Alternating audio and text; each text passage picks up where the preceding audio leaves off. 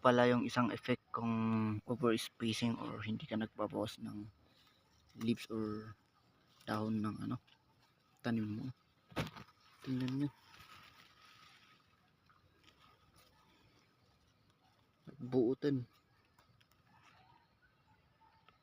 So yan, unti-unti na yung malulusaw.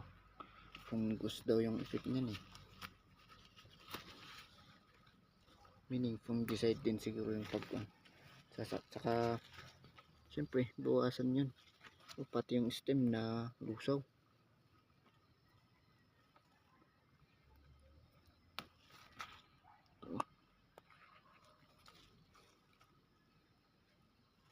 And so tiyaga lang, linisan din at saka bawasan plus sprayan natin,